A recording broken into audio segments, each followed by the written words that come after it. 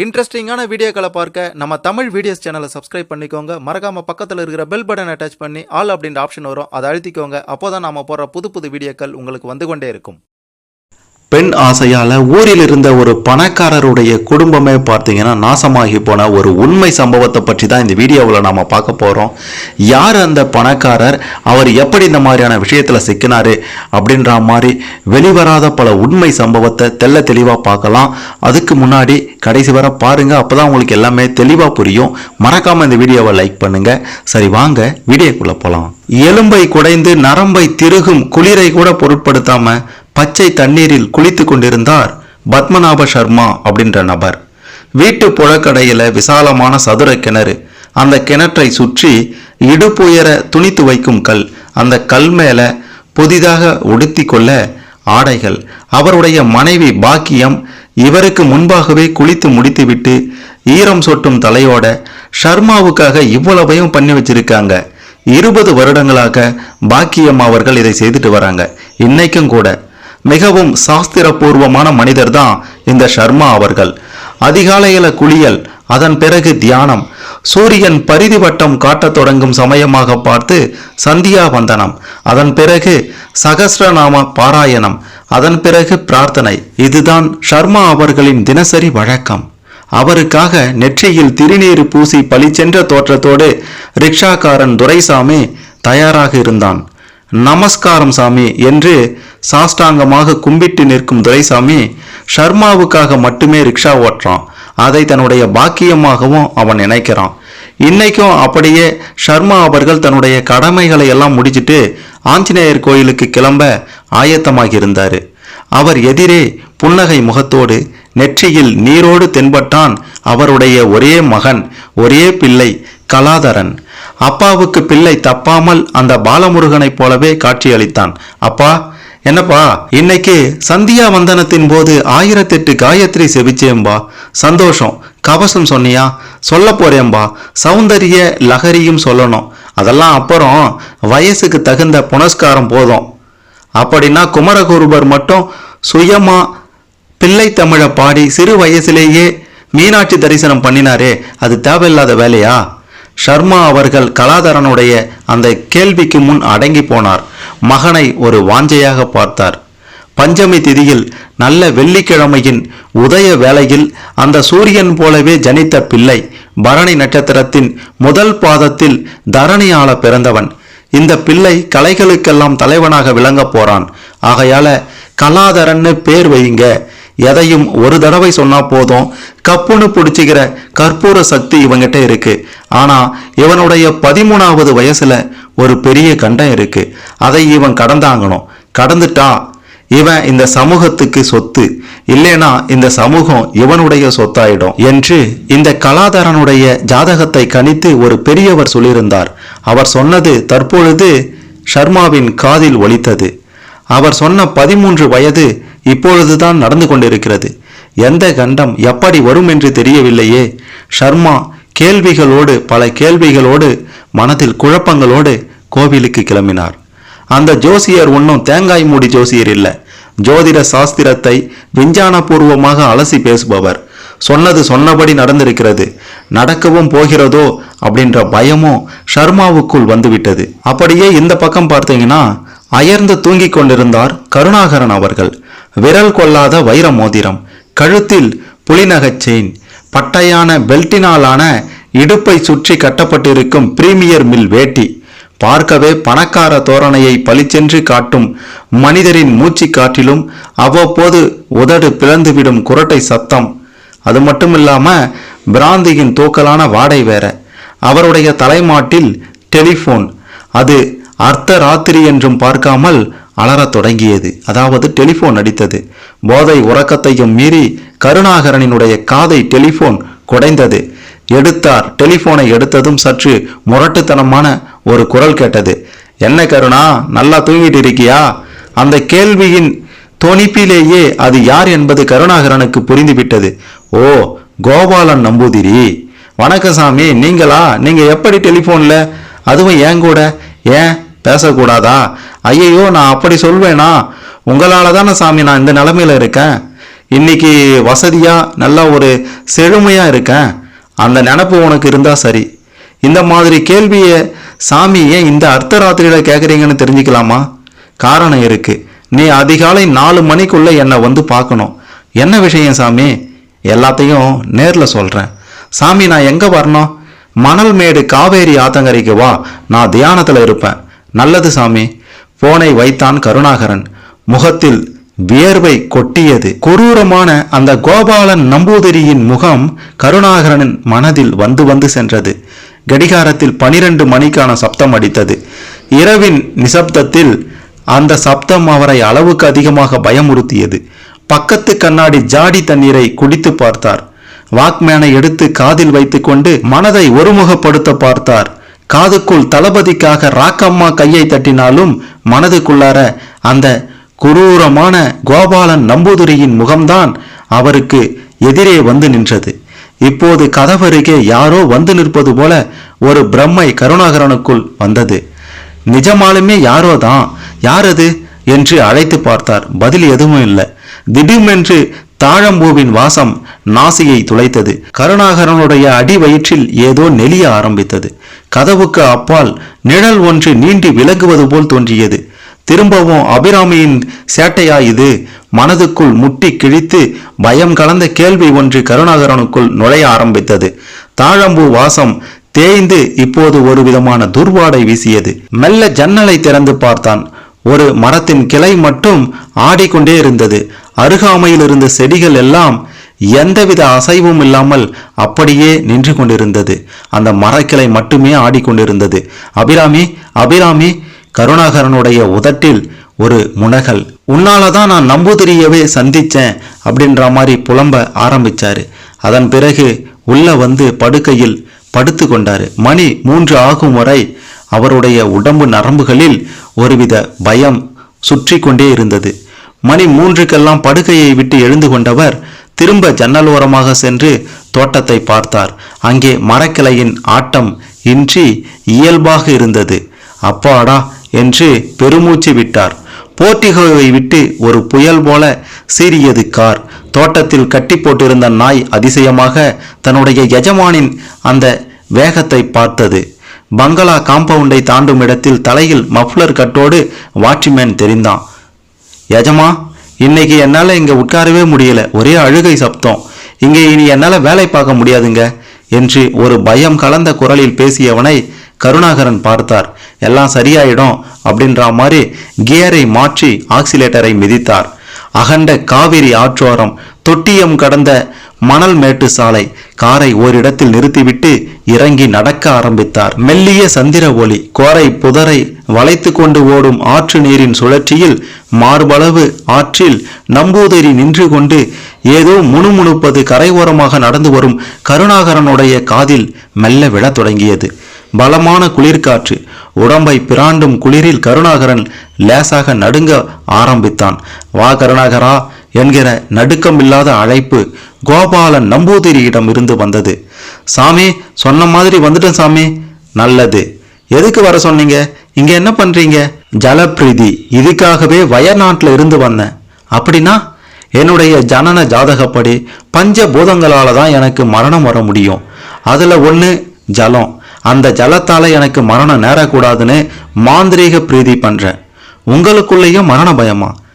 என்ன கருணாகரா, மரண பயம் இல்லாத மனுஷனை நீ பார்க்கவே முடியாது தெரியுமா? சரி சாமி, எதுக்கு என்ன வர சொன்னீங்க? என்னுடைய வாரிசை உனக்கு தெரியும் தானே? யாரு? விஷ்ணுபதியை சொல்றீங்க? ஆமா, அவனே தான். என்னுடைய மாந்திரீக உலகத்துடைய ஒரே வாரிசா அவனை நான் நினைச்சிருந்தேன். ஆனா இப்ப என்ன ஆச்சு தெரியுமா? விபரீதமா பயிற்சி எடுத்த அவன் இப்போ குணசீல கோயில்ல பைத்தியங்கள்ல ஒருத்தனா ஆயிட்டான். என்ன, விஷ்ணுபதிக்கு பைத்தியமா? ஆமா, மந்திர தந்திரங்களை சரியா கையாள தெரியாததால இந்த குழப்பம் ஏற்பட்டு போச்சு. இனி அவன் காலபூராவும் பைத்தியம்தான். அவனை தெளிய வைக்க முடியாதா சாமி? முடியவே முடியாது. அந்த சன்னதிக்குள்ளார நுழைஞ்சி விஷ்ணுபதியை மீட்டு வந்து தெளிய வச்சு திரும்பவும் அவனை தயார்படுத்துறதை விட எனக்கு வேற வழி ஒன்று இருக்கு. என்னது சாமி அது? ஆமா, யார் அது? பத்மநாப சர்மா. நீங்க எந்த சர்மாவை சொல்றீங்க? உன்னுடைய ஊர்ல அருள்வாக்கு சர்மா அப்படின்ட்டு ஒருத்தர் இருக்காராமே, யார் அவரு? ஓ, அருள்வாக்கு சர்மாவா? ஆமா, அவருக்கு ஒரே மகனாமே. ஆமா, பார்க்க படுலட்சணமா இருப்பான். அவன் எனக்கு வேணும் கருணாகரா. அவனா? உங்களுக்கா? ஆமா, இனி என்னுடைய வாரிசு அவன்தான். சாமி, அந்த புள்ள இந்த மாதிரி விஷயத்துக்கு ஒத்து வருமா? அபூர்வ பிறவிப்பா அவன். என்னுடைய பிரശ്னத்துல அவன் ஜாதகம்தான் கண் முன்னாடி தெரியுது. வாரிசை காட்டு மோகினி அப்படின்ட்டு நான் எத்தனை தடவை எத்தனை நாள் கேட்டாலும் அந்த ஜாதகம்தான் என்னுடைய கண் முன்னாடி வந்து நிக்குது. கருணாகரன் ரொம்பவே மௌனமாக இருந்தார். என்ன கருணா, பதிலையே காணோம்? என்ன மன்னிச்சிடுங்க சாமி, சர்மா தங்கமான மனுஷரு. அவருடைய ஒரே வாரிசு அந்த புள்ள. அது நல்ல விதமா எதிர்காலத்துல வரணும் அப்படின்ட்டு நான் நினைக்கிறேன். ஓ, அப்படின்னா மாந்திரிக உலகம் மோசமான உலகம் அப்படின்ட்டு சொல்றியா நீ? நான் அப்படி சொல்லல சாமி, இதை விட அந்த ஆன்மீக உலகம் வசந்தது அப்படின்ட்டு சொல்றேன். அடேய் முட்டாள் முட்டாள், மாந்திரிகம் தான் இந்த உலகத்துடைய பெரிய வித்தை. நெருப்பை விழுங்கலாம், இரும்பை கரைக்கலாம், மனிதர்களுடைய மனோசக்தியை ஒருமுகப்படுத்தலாம், சிதற அடிக்கலாம். இவ்வளவையும் மாந்திரிகத்தால மட்டும்தான் செய்ய முடியும். ஏன் நீயே இதனால அடைஞ்சிருக்கிற பலன்களை நினைச்சு பாரு, அப்ப தெரியும் உனக்கு. கருணாகரன் அதை கேட்டு மீண்டும் மௌனமாக இருந்தான். எனக்கு சர்மாவுடைய மகன் வேணும், அதுவும் விடியறதுக்குள்ளார வேணும். ஜலப்பிரதியை நான் முடிச்சு சூரியன் உதிக்கிறதுக்கு முன்னாடியே அவனை நீ இங்க கொண்டு வரணும். பிறகு உன்னுடைய கார்லயே எங்க 2 பேரையும் நீ திருச்சி ஜங்ஷன்ல இறக்கி விட்டு ரயில் ஏற்றி விடணும். எனக்கு பயமா இருக்கு சாமி, ஒரு பிள்ளைய சமூகத்துல கௌரவமா இருக்கக்கூடிய நான் எப்படி சாமி கடத்துறது? மாட்டிக்கிட்டா என்ன ஆகுறது? பயப்படாத, உன் கூட எச்சி வருவா. நான் ஒரு பொடியை தரேன், அதை அந்த பையன் மேல தூவு, மயக்கமாயிடுவான், தூக்கிட்டு வந்துரு. என்ன சாமி இது சர்வ சாதாரணமா சொல்றீங்க? ஆமா, சாதாரணம் தான். என்னுடைய மாந்திரீக சக்திக்கு இதெல்லாம் சாதாரணம் தான். சரி சாமி, உங்க விருப்பப்படியே செய்யறேன். ஒரு முக்கியமான விஷயம் சாமி. என்ன? அந்த அபிராமியுடைய ஆவி என்னை விட மாட்டேங்குது, சுத்தி சுத்தி வருது. இப்போ கூட ராத்திரி அதோட மிக பெரும் ஒரு தொல்லை தான் சாமி. சரி சரி, கவலைப்படாத, நான் 4 தகடு தரேன். உன்னுடைய வீட்டு தோட்டத்துல 4 திசையிலையும் அதை புதைச்சி வை. அப்புறம் ஒரு பிரச்சனையும் இருக்காது. இதுக்கு முந்தையும் அப்படிதான் சொன்னீங்க, செய்தேன். ஆனா திரும்ப திரும்ப அந்த பிரச்சனை இருக்குதே சாமி. இந்த முறை இருக்காது, பேச நேரம் இல்ல. தைரியமா போய் நான் சொன்னதை செஞ்சுட்டு வா. கருணாகரன் அரை மனதாக அங்கிருந்து கிளம்பினார். ஊர்ல பெரிய பணக்காரராய் தொழிலதிபராய் இருந்தோம் இப்படி இந்த கோபாலன் நம்பூதிரிக்கு இந்த மாதிரியான வேலையை செய்ய வேண்டியதை நினைத்து அவருடைய மனதில் ஒருவித எரிச்சலும் கோபமும் வந்தது. இருந்தாலும் இந்த நம்பூதிரி கிட்ட மிக பெரும் பணக்காரரு தொழிலதிபராக இருக்கக்கூடிய இந்த கருணாகரன் ஏன் அடிபணிந்து போறாரு, ஏன் இப்படி அவர்கிட்ட போய் நிக்கிறாரு அப்படின்ட்டு பார்த்தீங்கன்னா, இந்த கருணாகரனும் அந்த மாந்திரிகர் கோபாலன் நம்பூதிரியும் பார்த்தீங்கன்னா பெண்கள் விஷயத்துல கொஞ்சம் வீக்கு அப்படின்ட்டு தான் சொல்லணும். அதனால தான் பார்த்தீங்கன்னா அந்த சாமி முன்னாடி போய் இவரு ஒரு மந்திரிச்சு விட்ட பொம்மை போல நிற்கிறாரு. இப்பொழுது நினைத்தாலும் கூட அந்த சமயத்துல ஆடினா மாதிரி இப்ப ஆட முடியாது. இவரால் உடம்புல ரத்தம்லாம் சுண்டி போச்சு. அப்படி ஒரு ஏகப்பட்ட ஆட்டத்தை சாமியாரும் இவரும் ஆடி இருக்காங்க. அந்த பாவத்துக்கு தான் இப்படி வந்து மாட்டிக்கிட்டோம் அப்படின்ட்டு கருணாகரனுடைய மனதில் ஓடிக்கொண்டே இருந்தது.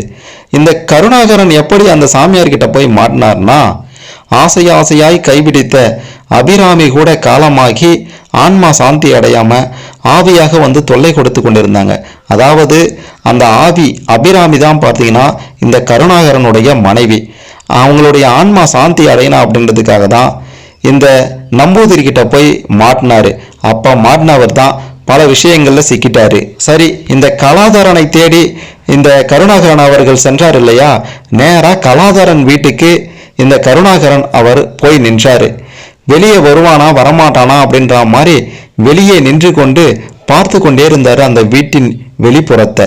கட்டாயம் வருவான், வந்தால் அவனை உற்றுப்பார், உன்னை நோக்கி வருவான், சுவர் எட்டி குதிக்க சொல், எட்டி குதிப்பான், காரில் ஏறிக்கொள், நீ சொல்வதற்கெல்லாம் கட்டுப்பட்டு நிற்பான், ஒரு கால் நடக்க தவறினா பொடியை தூவு அப்படின்ட்டு காதோரமாக யாரோ சொல்வது போல கருணாகரனுக்கு கேட்டது. ஓ, நம்பூதிரியின் எச்சி பண்ற வேலையோ இது அப்படின்ட்டு கருணாகரன் மனதில் நினைத்து கொண்டான். அந்த இருட்டில் யாரையுமே காணோம். தொலைவில் எங்கோ இருந்து பால்காரர் ஒருவர் அடித்த சைக்கிள் மணி மட்டும் கருணாகரன் காதில் ஒலித்தது. அது மணி ஓசையா இல்ல பயத்தின் ஓசையா அப்படின்ட்டு கூட அவருக்கு சரியாக தெரியவே இல்லை. கருணாகரன் உற்று பார்த்து கொண்டிருந்தான். அப்போது ஒரு மஞ்சள் நிற வெளிச்சத்தில் பூநூலுடன் கலாதரன் கிணற்றடியில் பல் துலக்கியபடி நின்று கொண்டிருந்தான். வெளியில் வந்து கருணாகரனின் பார்வையில் அவன் பட்டான். கலாதரா, கலாதரா, மெல்லிய குரலில் பேர் சொல்லி அழைக்கிறார். கருணாகரன் அழைத்ததும் கலாதரன் திரும்பி பார்க்கிறான். பார்த்தவுடன் எதுவும் பேசாமல் அங்கிருந்து நேராக ஒரு சுவர் அருகே வருகிறான். சுவர் ஏறி குதிக்கிறான். அது மட்டுமல்லாமல் ஓடிப்போய் கார் கதவை கருணாகரன் திறக்கிறார். உடனே அந்த கலாதரன் அந்த காரில் ஏறுகிறான். கருணாகரனுடைய மனதில் ஏதோ ஒரு பயம். திரும்பி திரும்பி பார்த்தபடி காரை ஸ்டார்ட் செய்கிறார். வெளிச்சம் வீதியில் பாய கார் சீர தொட்டியத்தை ஒட்டிய காவிரி கரையோர தார் சாலையில் அவனுடைய கார் பயணித்தது. பின் சீட்டில் அசையாத பிம்பமாய் கலாதரன். கலாதரா, கலாதரா என்று அழைத்து பார்க்கிறார் கருணாகரன். அவனிடம் இருந்து எந்த பதிலும் இல்லை. என்னவெல்லாமோ நடக்கிறது, இனி நீ எங்க போக போகிறாயோ, என்ன ஆக போகிறாயோ என்று கலாதரனை பற்றி கருணாகரன் மனதில் ஓடிக்கொண்டே இருந்தது. இவன்தான் இனி மாந்திரீக உலகின் மகா மைந்தன். யட்சி, குளரி, காத்தான், சாத்தான், பைசாசம், மோகினி, ராகினி, ராவுத்ரினி, சண்டி, சாகாசி, பைரவி, பராந்தகி என்கிற எங்கள் இனத்துக்கு எல்லாம் இவன்தான் குரு. ஏவல், தூவல், எந்திர, மந்திரம் எல்லாம் இவனுடைய சொல்லுக்கு அடிமையாகும். சனியின் புதல்வன், மாந்தியின் அம்சம் இவன். அந்த மாந்தியிடம் இருந்து வந்தவன்தான் இந்த மாந்திரீகம். இனி வரும் 40 வருஷங்கள் இவன் மாந்திரீக மகா கலையின் மகாராஜன். காதோரம் எட்டி சொல்கிறது. கருணாகரனுடைய மனது நடுங்கியது. தான் இப்படி சகஜ வாழ்வை விட்டு நம்பூதிரி வசம் வந்து மாட்டிக்கொண்டு இப்படியெல்லாம் செய்ய வேண்டியதை எண்ணி அவனுடைய மனம் நிலைகுலைந்து போனது. அபிராமி, ஆம், கருணாகரனுடைய ஆசை மனைவிதான் இந்த அபிராமி. அபூர்வ பிறவி. 2 கைகளிலும் அவளுக்கு 6 விரல்கள், மொத்தம் 12 விரல்கள். 12 முருகாம்சம் அல்லவா? அந்த 12 விரல்களால் 12 வெள்ளை தாமரையை மாலையாக தொடுத்து தட்சிணாமூர்த்திக்கு போட்டால் நினைத்தது நடக்கும் என்று யாரோ சொல்ல, அபிராமியும் அப்படி செய்ய பக்கத்தில் உள்ள ஒரு திருநீர் மலைக்கு போனாள். அடிவாரத்தில் காரை நிறுத்திவிட்டு படியேறி பூக்கூடையுடன் அவள் நடப்பதை மேலே இருந்து கீழே இறங்கும் மாந்திரீகன் பார்த்து விட்டான். அவளை விட அவளுடைய 12 விரல் அவனை வெகுவாக இழுத்தது. 12 விரலால் கோலமிட்டு அதன் மேல் சக்கரம் ஸ்தாபித்து சில பூஜை செய்தால் விசேஷ சக்திகள் கிடைக்கும் என்று அவனுடைய உள் மனதில் நினைத்து கொண்டான் அந்த மாந்திரீகன். அப்படியே அங்கிருந்து வசியம் செய்து இழுத்து கொண்டும் போய்விட்டான் அவளை. கருணாகரன் போலீஸ், பத்திரிகை என்று 1 வாரம் அலைந்தும் விளம்பரம் செய்து தேடியும் அபிராமியை கண்டுபிடிக்க முடியவில்லை. அப்பொழுதுதான் வியாபார ரீதியாக மிக பரிச்சயமான நண்பர் ஒருவர் மூலம் நம்பூதிரி கோபாலனை பற்றிய தகவல் இந்த கருணாகரனுக்கு கிடைத்தது. போய் பாருங்க, நம்பூதிரி பெரிய ஆளு, மை போட்டு பார்த்து எங்க இருந்தாலும் கண்டுபிடிச்சு கொடுத்துடுவாரு. மகா சக்தி வாய்ந்த நபர் தான் அந்த மாந்திரிகர், அதாவது அந்த கோபாலன் நம்பூதிரி. அதே போல கருணாகரனும் நம்பூதிரியை போய் பார்த்தாரு. நம்பூதிரியும் அபிராமி இருக்கும் இடத்தை எப்படியோ கண்டுபிடித்து அந்த மாந்திரிகனிடம் இருந்து மீட்டும் கொடுத்துட்டாரு. இப்படிதான் கருணாகரனுக்கு அந்த நம்பூதிரி அறிமுகமானாரு. பிறகு வியாபாரத்துல லாபம் பெருகவும் எதிரிகளை வீழ்த்தவும் வரிசையாக நம்பூதிரி உதவி செய்து கருணாகரனை தன் வசப்படுத்திட்டாரு. இப்படியாப்பட்ட ஒரு நிலையில தான் வீடு திரும்பிய அபிராமி யாருமே எதிர்பார்க்காத வகையில மாடியில இருந்து காலமாகி போனா கீழே விழுந்து. விதி வந்து விட்டது, கதை முடிந்து விட்டது என்று நம்பூதிரியும் அதற்கு பதில் சொல்லிட்டான். ஆனா காலமானவ அடிக்கடி இரவில் காற்றாக வருவதும் ஏதோ அழுவதும் அது மட்டும் இல்லாம ஊஞ்சல் ஆடுவதும் இப்படியாக இருந்து வந்தது. அதை இன்று வரை கருணாகரனால கட்டுப்படுத்தவே முடியல. பயம் வேற அவனுக்கு அதிகமாகிடுச்சு. கருணாகரனால நம்பூதிரி விஷயத்தை பாம்புன்னு தாண்டவும் முடியல, பழுதென்று மிதிக்கவும் முடியல. நினைவுகள் இப்படியாப்பட்ட பல விஷயங்களும் கருணாகரனுடைய மனதில் ஓடிக்கொண்டிருக்க காரை ஓட்டிக்கொண்டு அப்படியே பின் சீட்டில் திரும்பி பார்த்தாரு. கலாதரன் உறங்கிவிட்டிருந்தான். என்ன மன்னிச்சிடுங்க சர்மா. கருணாகரனுடைய மனது அவனை பார்த்தபடியே சர்மாவிடம் மன்னிப்பு கேட்டிக்கொண்டது. வெளியே பொலபலவென்று விடிய ஆரம்பித்தது. சூரியன் தெரிய ஆரம்பித்து விட்டான். நல்ல வேளையாக கருணாகரன் நம்பூதிரியை சந்தித்து விட்டார். ரயிலில் முதல் வகுப்பு பெட்டியில் நம்பூதிரியும் கலாதரனும் ஏறிக்கொள்ள அரைமனதாக அவர்களை அனுப்பிவிட்டு திரும்பி கொண்டிருந்தார் கருணாகரன். சாமி, எங்க போறீங்க? வயநாட்டுக்கு, என்னுடைய பூர்வாசிரமத்துக்கு. அங்க இருக்கிற ஈசான வடக்குல தான் இனி நான் பொழுத கழிக்க போறேன்.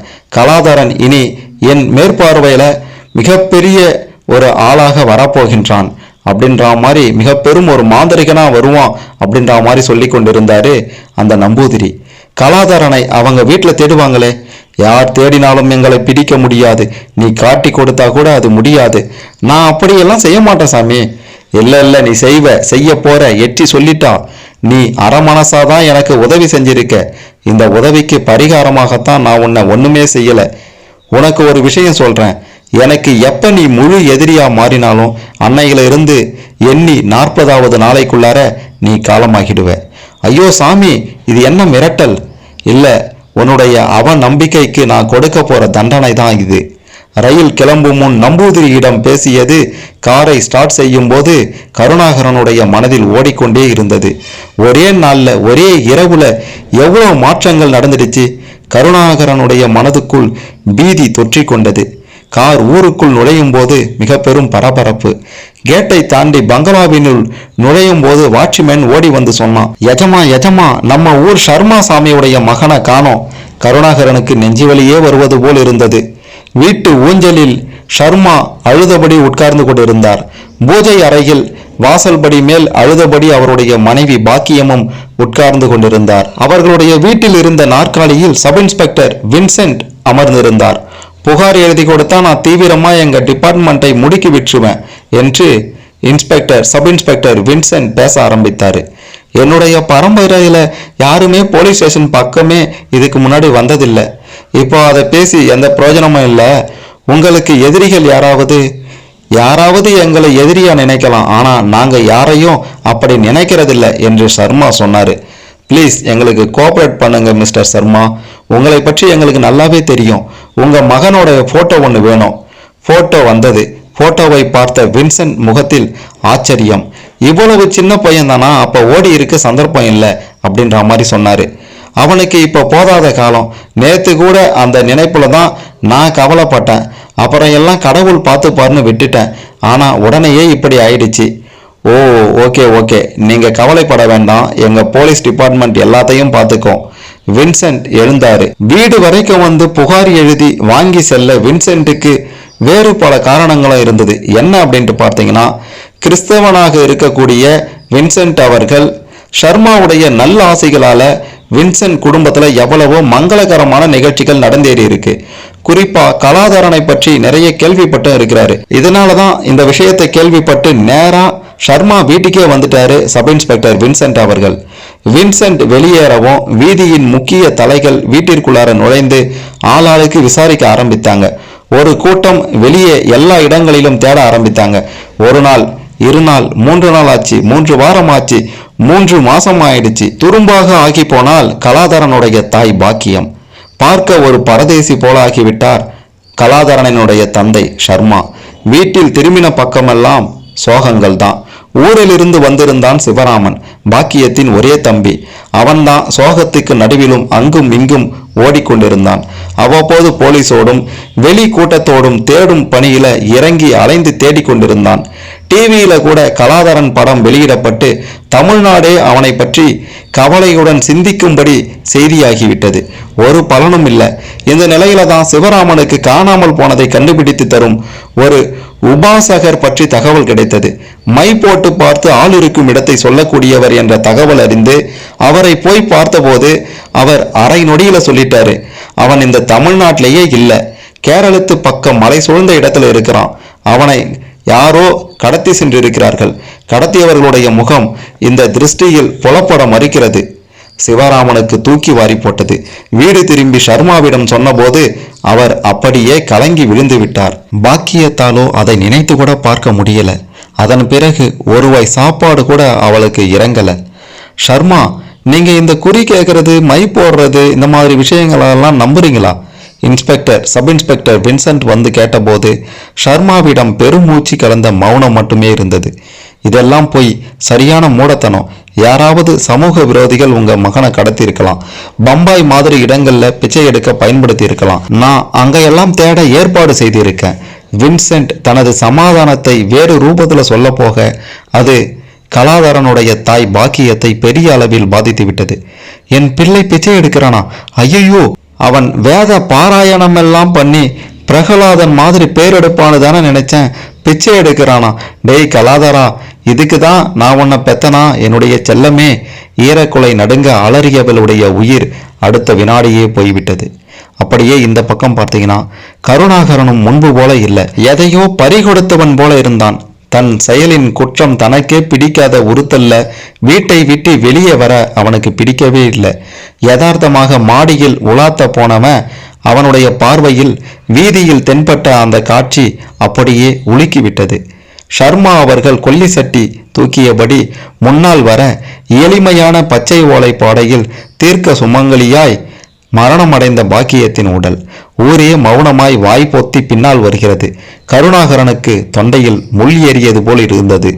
பொட்டில் ஊசி குத்தன மாதிரி வலி. ஐயையோ, தான் செய்த ஒரு செயலுக்கு எத்தனை மோசமான பின்விளைவா! சரிந்து போய் மாடியை விட்டு இறங்கி வந்து அப்படியே சோபாவில் விழுந்து விட்டார். ஏற்கனவே லட்சணமான மனைவியை இழந்து ஒரு அர்த்தமில்லாத வாழ்க்கை வாழும் நிலையில இப்பொழுது இந்த பாவ சுமை வேறா? போலீஸ்ல போய் உண்மையை சொல்லிடலாமா அப்படின்ற மாதிரியான ஒரு எண்ணத்துடன் உடைந்து போயிருந்தார் கருணாகரன். சொன்ன 40 நாளுக்குள்ளார நாமளும் சாக வேண்டி வந்து விடுமோ? இறப்பையும் பிறப்பையும் கடவுள் தான் தீர்மானிப்பார். இந்த நம்பூதிரி இல்லையே, நம்பூதிரி இல்லை என்றால் அவனுடைய மாந்திரிகத்தால் நிகழும் அற்புதங்களுக்கெல்லாம் காரணம் எது? எல்லாமே தற்செயல். ஆமா, தற்செயல் தான். இல்ல, மாந்திரிகம் ஒரு சக்தி, அது ஒரு நல்ல கலை அப்படின்னு கருணாகரன் அதையும் இதையும் நினைத்து குழம்பி போனார். எது பொய் எது உண்மை என்ற முடிவுக்கு அவரால் வர முடியவில்லை. எது உண்மையோ எது பொய்யோ தைரியமாக இனி நல்லதை மட்டுமே செய்வோம் அப்படின்ற உறுதியோடு ஒரு நல்ல உள்ளத்தோடு ஒரு முடிவு எடுக்க ஆரம்பிச்சாரு கருணாகரன் அவர்கள். செத்தாலும் சரி, ஷர்மாவும் அழுது சோகத்தால் சாவதற்குள்ளார கலாதரனை மீட்டு வந்து அவரிடம் ஒப்படைத்து விட வேண்டும். கடத்தி சென்று ஒப்படைத்த நாமே மீட்டு வந்து விட வேண்டியதுதான். இதுதான் சரியான பரிகாரம். என்ன ஆனாலும் சரி, மனதில் உறுதி வலுப்பட்ட போது பலமாக காற்று வீசியது. பக்கத்தில் சுவரில் மாட்டப்பட்டிருந்த அபிராமி படத்தில் அவளுக்கு போடப்பட்டிருந்த மாலை அருந்து விழுந்து கருணாகரனுடைய கை மேல் வந்து விழுந்தது. அவன் எடுத்த முடிவு சரிதான் என்பது போலவும் இருந்தது அந்த சம்பவம். அப்படியே இந்த பக்கம் பார்த்தீங்கன்னா கலாதரனுடைய உருவமே மாறி போயிருந்தது. தலையை மழுங்க சிரைத்து நெற்றியில் இரத்தப்பொட்டு வைத்து வசிய மையால் வட்டம் கட்டியிருந்தான். கழுத்தில் மந்திரித்த அசுர கயிறு, மணிக்கட்டில் சில தாயத்துகள். அவன் இருக்கும் சூழ்நிலையை பார்க்க ரொம்பவே கோரமாக இருந்தது. கூன் ஒன்றில் தேவாங்கு ஒன்று சுருண்டிருந்தது. கருப்பான நாய் ஒன்று வேங்கை புலி போல் பார்க்க கம்பீரமாக தெரிந்தது. ஓமகுண்டம் ஒன்று அவிந்து கொண்டிருந்தது. மண் சட்டிகள் சிலவற்றில் உறைந்து போன இரத்த குழம்புகள். கோபாலன் நம்பூதிரியின் உபதேசத்தில் கலாதரன் மிக வேகமாக ஈர்க்கப்பட்டு அவன் கற்றுத்தந்த விஷயங்களை மிக சீக்கிரமாகவே கற்றுக்கொண்டிருந்தான். இப்பொழுது கூட ஏதோ ஒரு உபதேசம் நடந்து கொண்டிருந்தது. கலாதரா, சாப்பிடாமலேயே உயிர் வாழும் வித்தையை இன்று முதல் நீ செய்து காட்ட வேண்டும். 1 வருஷம் வரை எதுவும் சாப்பிடாமல் ஜீவனை தெளிவாகவும் வலுவாகவும் வைத்துக் கொள்ளும் சக்தி நம் குண்டலினிக்கு உண்டு. அதை அடி வயிற்றிலிருந்து எழுப்பி நெற்றிக்கு கொண்டு வா பார்ப்போம். நம்பூதிரியின் கட்டளைக்கு மறுபேச்சு பேசாமல் கலாதரன் பயிற்சியில் ஈடுபட ஆரம்பித்தான். பத்மாசனத்தில் அமர்ந்து நாடியை சமப்படுத்தி நாவி கமலத்தில் காற்றை விடுவித்து சுவாசத்தில் பிங்கள சுவாசம் எனும் முறைக்கு வந்து உடம்பின் இரத்த ஓட்டத்தை உடம்பெங்கும் ஒரே சீராக கொண்டு வந்து அடிவயிற்றை எக்கிக் கொள்ள ஆரம்பித்தான். மிக அபாயகரமான பயிற்சி இது. 50 வருடங்களாக யோக பயிற்சி செய்பவர்களே கூட இந்த பயிற்சியால் மூச்சு திணறி காது வழியாக ரத்தம் பாய்ந்து காலமாகிவிடக்கூடிய ஒரு அபாயகரமான பயிற்சி இது. கலாதரன் அதை செய்யும் போது குரூரமாக நம்பூதிரி தூர இருந்து ரசித்து பார்த்து சிரித்தான். செய் செய், என் முந்தைய சிஷியன் விஷ்ணுபதியைப் போல பைத்தியமாகி விடாமல் மிகப்பெரிய வித்தைக்காரனாக நீ வா. எனக்கு மரணம் வந்தால் எனக்கு பின் நீதான். உன்னை அதற்காக மட்டும் கொண்டு வரல கலாதரா. நீ போடும் கொல்லியால தான் எனக்கு மறுபிறப்பு அப்படின்றதே இல்லாமல் போகும்.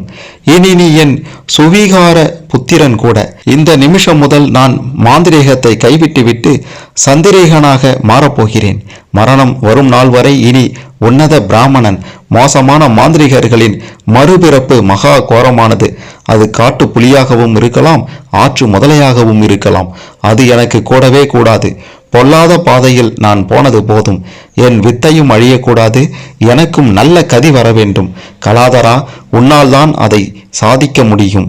இந்த சக்தியை நல்லதற்கு மட்டும் நீ இனி பிரயோகிக்க வேண்டும். என்னை விட்டு என்னாலும் பிரிந்து போகக்கூடாது. உன்னை பிரிந்து போக நான் விடமாட்டேன். இனி நீ என் சீடன் மட்டுமல்ல, என் மகனும் கூட. வரும் நல்ல முகூர்த்தத்தில் மகா சண்டி சாட்சியாக உன்னை நான் மகனாக தத்து எடுத்துக் கொள்வேன். அதன் பிறகு நீ எனக்கு மட்டுமே கர்மம் செய்ய கடமைப்பட்டவன். நம்பூதிரிக்குள் ஆசையும் எண்ணமும் பொங்கி வழிந்தது. அப்படி வழியும் போது அந்த கருப்பு நாய் ஏனோ கொடூரமாக குலைக்க ஆரம்பித்தது. நம்பூதிரியின் பார்வை அந்த நாயையே பார்த்து கொண்டிருந்தது. அது அலட்சியம், அதாவது எதையும் பார்க்காமல் குறைத்தபடியே இருந்தது. இது நல்லதற்கில்லையே அப்படின்னுட்டு அந்த நம்பூதிரி நினைத்து கொண்டான். அப்படியே இந்த பக்கம் பார்த்தீங்கன்னா கோழிக்கோடு பஸ் நிலையம், கேரளத்தின் இதமான கால சூழ்நிலை. ஊருக்குள் ஊர்ந்து கொண்டிருந்தது கருணாகரனுடைய கார். ஆமா, கருணாகரன் இந்த நம்பூதிரியை தேடி வந்து விட்டான். இங்கிருந்து வயநாடு சென்று வயநாட்டில் இருந்து பிரிந்து செல்லும் தனிப்பாதையில் அம்மாப்புழா எனும் அந்த இடத்திற்கு செல்ல வேண்டும். நம்பூதிரியை முதலில் பார்க்க இத்தனை தூரம் நண்பருடன் வந்தது கருணாகரனுடைய ஞாபகத்திற்கு வந்து சென்றது. வழியெங்கும் பசுமையின் ராஜ்யம். பலாமரத்தில் உருண்டு திரண்டிருந்த பழ கொலைகள், கிளைகளையும் அடிமர துண்டுகளையும் வளைத்து பரவியிருக்கும் மிளகு செடிகள். இதையெல்லாம் இப்பொழுது பார்த்து ரசிக்க மனதே இல்லை அந்த கருணாகரனுக்கு. நம்பூதிரியை பார்த்து காலில் விழுந்தாவது கலாதரனை மீட்டாக வேண்டும். மீட்க முடியவில்லை எனில் நம்பூதிரியை ஏதாவது செய்துவிடவே வேண்டும். கருணாகரனுக்கு மனதுக்குள் ஒருவித பயத்துடன் கூடிய வீரமும் வந்தது. நான் அவளை கொல்லாமல் கொன்றுவிட்டேன் என்று மனது நினைத்து கொண்டே அழத் தொடங்கியது. பாக்கியத்தை நினைத்து. காரின் வேகம் மட்டும் குறையவே இல்லை. அம்மாப்புழாவின் தனது பர்னா சாலைக்கு வெளியே கருப்பு நாயோடு வந்து நிற்கும் நம்பூதிரியை வானத்தின் கருத்த மேகம் வெறித்து பார்த்தது. அடப்பமான சூழல். மழை கொட்டி மூழ்கலாம் அப்படின்ற மாதிரி இருந்தது. பலாமரத்து அணில் ஒன்று நம்பூதிரியின் தோரணையை பார்த்து மிரண்டு மேலே ஓடியது. அப்பொழுது யாரோ சிலர் தொலைவில் வரும் சப்தம் கேட்டது. யாரது? நம்பூதிரியின் பார்வை அவர்களை பார்த்தது. நம்பூதிரியை பார்த்து, நாங்க குடவள்ளிப்புழா அப்படின்ற ஊரை சேர்ந்தவங்க. எங்க ஊர்ல அடிக்கடி ரத்த மழை பொழியுது. ரொம்ப பயமா இருக்கு. யாரோ ஏவல் செய்திருக்காங்க. நம்பூதிரி, நீங்க வந்து பார்த்து அந்த ஏவலை விரட்டி அடிக்கணும். நம்பூதிரியிடம் மௌனம் மட்டுமே இருந்தது. நம்பூதிரியை விட்டா எங்களுக்கு வேற கதி இல்லை. அவர்கள் விடுவதாகவும் தெரியல.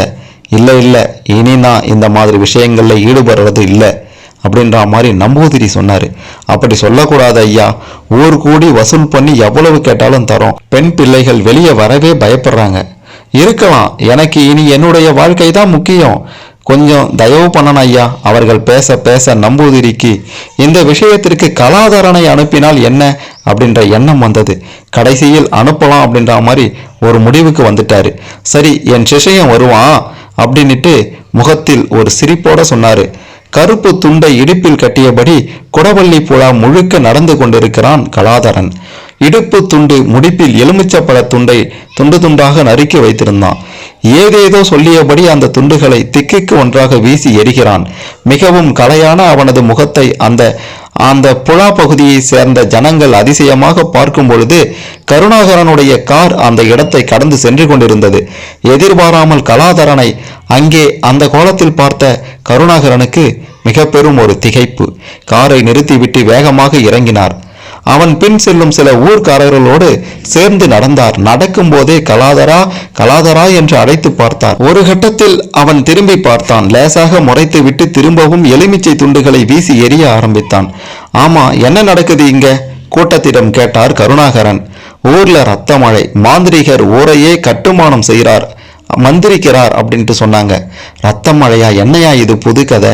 அந்த ரத்த துளிகளை பரிசோதிச்சிங்களா? அதெல்லாம் தெரியாது. இது ஏதோ பிசாசோட வேலை. கருணாகரனுக்கு பதறியது. அடே கலாதரா, உங்க அம்மா செத்துட்டாங்கடா, என் கூட வாடா என்று கத்தி அழைத்தார். அவன் உடனேயே திரும்பி பார்த்தான். என்னுடைய அம்மா சண்டி, அவளுக்கு சாவே கிடையாது என்றான். ஐயோயோ, இப்படி கூட ஒருத்தருடைய நினைவுகளை மழுங்க வைக்க முடியுமா என்ன? கலாதரா, நீ இப்ப என் கூட வர. அவன் கேலியாக சிரித்து விட்டு நடக்க ஆரம்பித்தான். தயவு செய்து என் கூட வா. நான் ஏன் உன் கூட வரணும்? நீ யார்? என்னுடைய குருநாதர் சொன்னா நான் வரேன். உன்னுடைய குருநாதர் ஒரு சுயநலவாதி.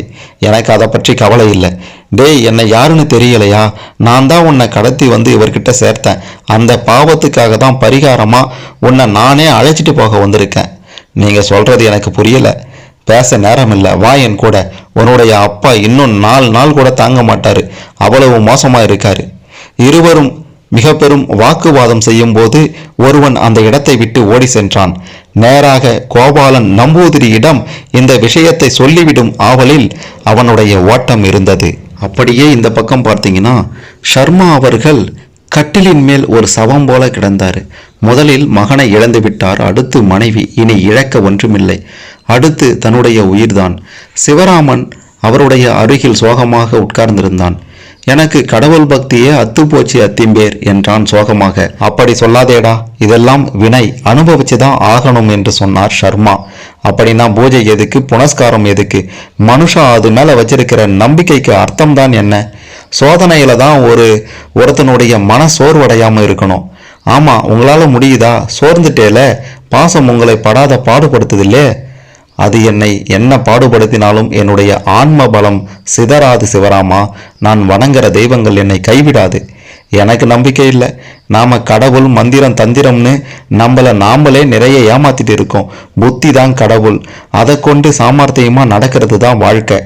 சர்மா அந்த சோகத்திலும் சிவராமன் சொன்னதை கேட்டு சிரித்தாரு. புத்தி தான் கடவுள்னா அது கூட ஒரு விபத்துல கலங்கி பைத்தியம் பிடிச்சிடலாம். அப்ப உன்னுடைய நிலைமை என்ன? நம்ம கையில எதுவும் இல்லை சிவராமா. இன்னுமா அந்த பேச்சு? போறோம் அத்திம்பேர். உனக்கு அவ்வளவு அவநம்பிக்கை வந்துட்டுதா? நடக்கிறத பார்த்தா யாருக்கு தான் நம்பிக்கை வரும்? நல்லவாளுக்கு சோதனை வரலாம், அதுக்காக இப்படியா? முதலுக்கே மோசம் வரும். கேட்டா எல்லாம் விதின்னு சொல்லி இழுத்து மூட வேண்டியது. நம்பிக்கை இழந்து விடாதே சிவராமா, எல்லாம் நல்லபடி நடக்கும். அப்ப கலாதரன் தானா திரும்பி வரணும். வருவான். வரலனா வருவான். வருவான் வருவான் வருவான்னா வருவான். எண்ணி 24 மணி நேரத்துல இங்க வருவான். சபாஷ். வரலைனா நான் சொல்றபடி கேட்கிறீங்களா? நிச்சயமா கேட்கிறேன். தீர்க்கமாக பேசின சர்மா கண்ணை மூடி தியானத்தில் மூழ்க ஆரம்பித்தார். சிவராமன் கடிகாரத்தை பார்க்க ஆரம்பித்து விட்டான். அப்படியே இந்த பக்கம் குடவள்ளி புழாவில் கலாதரனை மறித்து நிற்கும் கருணாகரன். அவன் எதிரே நம்பூதிரி. முதல் முறையாக வெறுப்போடு கருணாகரனை பார்க்கிறார். என்ன கருணாகரா இது? என்னுடைய சக்தி தெரிஞ்சுமா இப்படியெல்லாம் நடந்துக்கிற? நம்பூதிரியின் அனல் பறக்கும் கேள்வி. கருணாகரன் எதையும் பேசாமல் துப்பாக்கியை வெளியே எடுத்தார். நம்பூதிரி, என்னை மோசமானவனாக ஆக்கிடாதே. தயவு செய்து கலாதரனை என் கூட அனுப்பி வை. பாவம் பத்மநாப சர்மா சார், அவருடைய குடும்பமே குலுங்கி போச்சு நம்பூதிரி. நம்பூதிரிக்கு உடம்பெல்லாம் பற்றி எரிந்தது. எடேய், எனக்கு மரணம்னா அது பஞ்சபூதத்தால தான், இந்த துப்பாக்கியால இல்லை. முடிஞ்சா சுடு பார்ப்போம் என்று கருணாகரனை உசுப்பி விட்டார் அந்த நம்பூதிரி. ஹிப்னாடிசம் செய்யப்பட்ட மாதிரி துப்பாக்கியை தானாக தூக்கி எறிந்தார் கருணாகரன். போய் கார்ல ஏறு எனும் கட்டளைக்கு ஏற்ப காரில் ஏறினார். திரும்ப ஊர் போ. எதிரே லாரி வந்தா ஒதுங்க கூடாது, நேரா போய் மோதணும், மோதித்தான் சாகணும், போ அப்படின்ற மாதிரி அந்த நம்பூதிரி கருணாகரனை விரட்டினார். கருணாகரன் மறு வார்த்தை பேசாமல் காரை கிளப்பி கொண்டு ஓட்ட ஆரம்பித்தார். நம்பூதிரி கலாதரனை அழைத்து கொண்டு பாலக்காடு ஒன்றின் பாதையில் செல்கிறார். கலாதரா, நான் எதிர்பார்ப்பதை விட நீ ரொம்ப வேகம். இன்னைக்கு உனக்கு மயான அப்பியாசம் தரப்போறேன் என்றார் உற்சாகமாக. கலாதரனிடம் எந்த பதிலும் இல்லை. அப்பொழுது பார்த்து வானம் இருட்டி கொண்டது. சடசடவென்று மழை தூறல், இடி சப்தம் வேறு. வா கலாதரா வா, சீக்கிரம் போவோம் என்று அண்ணாந்து பார்த்தபடி நம்பூதிரி சொன்னார். ஏன் குருவே பயம்? கலாதரன் கேட்கும் போதே மின்னல் ஒன்று அந்த நம்பூதிரியை தாக்கியது. நம்பூதிரியிடம் மரண ஓலம். காரில் போய்க் கொண்டிருந்த கருணாகரனுக்கு தூக்கத்தில் விழித்த மாதிரி அப்பதான் ஒரு விழிப்புணர்வே வந்தது. அந்த நேரம் பார்த்து அவர் மோத வேண்டிய லாரி மயிர் இழையில் ஊடுருவி கொண்டிருந்தது. சுதாரித்து சட்டென்று காரை ஒதுக்கி லாரிக்கு வழிவிட்டவர் காரை நிறுத்திவிட்டு என்ன நடக்கிறது என்று யோசிக்க தொடங்கிய போதுதான் துப்பாக்கியை தூக்கி மிரட்டியது வரை எல்லாமே ஞாபகத்துக்கு வந்தது கருணாகரனுக்கு. அதன் பிறகு என்ன நடந்தது என்ற கேள்வியோடு வெளியே பார்த்த போதுதான் வந்த வழியே திருப்பி வந்து விட்டதை மைல்கல் ஒன்று சொல்லாமல் சொன்னது. யோசிக்க கூட பிரியப்படாமல் உடனடியாக குடவள்ளி புழா வந்தபோது ஊரே கருணாகரனை வியப்பாக பார்த்தது. நம்பூதிரி மரிச்சு போய் என்றார் ஒருவர். எங்க, எப்படி? ஆவலாக கேட்டபடி பலா காட்டிற்குள் ஓடியவர் கரிக்கட்டையாக கிடக்கும் நம்பூதிரியை பார்த்து அப்படியே ஸ்தம்பித்தார். ஒரு ஓரமாக பேந்த விழித்தபடி துக்கம் தாங்காமல் அழுது கொண்டிருந்தான் கலாதரன். கருணாகரனை பார்த்துவிட்டு நெருங்கி வந்தவன், மாமா, நீங்க எங்க ஊர் தானே என்று கேட்டான். ஆமாம் ஆமாம், வா என் கூட, பதட்டத்தோடு அழைத்தார் கருணாகரன். ஆமா, நான் எப்படி இங்க வந்தேன்? என்னுடைய ஆடையெல்லாம் மாறி இருக்கே, இவர் ஏன் இப்படி செத்து கிடக்கார் என்று கலாதரன் பேச பேச பதில் சொல்ல கூட நிற்காமல் அவனை பிடித்து காரில் ஏற்றினாள் கருணாகரன். தம்பி, உனக்கு எதுவுமே தெரிய வேண்டாம். நடந்ததெல்லாம் உன் வரையில ஒரு கெட்ட கனவு தம்பி, கெட்ட கனவு என்றபடி காரை வேகமாக செலுத்த ஆரம்பித்தார். ஊருக்குள் கார் கலாதரனோடு நுழைந்த தகவல் பரவுகின்றது. பத்மநாப சர்மாவின் கால் மாட்டில் நின்று கொண்டிருந்த சிவராமன் அதை கேட்டு சிலிர்த்து போனான். காரை விட்டு இறங்கும் வித்தியாசமான கலாதரனை அதிர்ச்சியோடு பார்த்தாலும் மனதில் பனிமழை திடீரென பொழிய ஆரம்பித்தது. ஓடி வந்த கலாதரன் சர்மாவின் அருகே நின்றபடி அப்பா அப்பா என்று கேள்வி எழுப்பியபடியே இருந்தான். கருணாகரனுக்கு நெடு நாட்களுக்கு பிறகு இதயம் சீராக துடிப்பது போன்ற ஒரு உணர்வு. சார், கலாதரனை எங்க கண்டுபிடிச்சேல்? சிவராமன் அவரை நெருங்கி கேட்டான். வாங்க, பேசிக்கிட்டே போலீஸ் ஸ்டேஷனுக்கு போவோம். ஒரு வகையில் நான் குற்றவாளி, எல்லாத்தையும் அங்க சொல்றேன். கருணாகரனின் பேச்சு சிவராமனுக்கு புதிராக இருந்தது. என்ன சார் இது புதிர் போடுறீங்க? சிவராமனுக்கு பதில் சொல்லாமல் காரில் அவனையும் இழுத்து கொண்டு ஏறுகிறார். வீதி முக்கில் ஆஞ்சநேயர் கோவிலை கார் தாண்டும் போது சிவராமன் கன்னத்தில் போட்டு கொண்டான். கடவுள் இருக்கார் சார், இன்னைக்கு மட்டும் நீங்க கலாதாரனை கூட்டி வரலனா எங்க அத்திம்பேரை பார்த்திருக்கவே முடியாது என்றான் சிவராமன். ஆமா மிஸ்டர் சிவராமன், கடவுள் இருக்கார். அவர் இருக்கிறதால தான் நானும் உயிரோட உங்களை பார்க்க முடிஞ்சது. மனிதர்களோட நல்ல நம்பிக்கைகள் எப்பவும் வீண் போகாது என்ற போது ஆமோதிப்பாய் வானில் இடி சத்தம் கேட்டது. மின்னல் ஒன்று தெளிந்தது. சிவராமனுக்கு கண் கூசியது. கருணாகரனோ காரை நிறுத்திவிட்டு அந்த மின்னலை பார்த்து கைகூப்பினார். இந்த மாந்திரிகம், தந்திரம் இதெல்லாம் பற்றி நீங்க என்ன நினைக்கிறீங்க? மீண்டும் கலாதரன் திரும்பி வந்ததை பற்றியோ இந்த கதை உங்களுக்கு என்ன உணர்த்துகின்றது அப்படின்ற மாதிரியான உங்களுடைய கருத்துக்களையும் மறக்காம கமெண்ட்ல பதிவு செய்யுங்க. இந்த வீடியோவை மறக்காம லைக் பண்ணுங்க, ஷேர் பண்ணுங்க. அப்போதான் நம்ம அடுத்தடுத்து போடக்கூடிய இன்ட்ரெஸ்டிங்கான கதைகள் உங்களுக்கு வந்து கொண்டே இருக்கும்.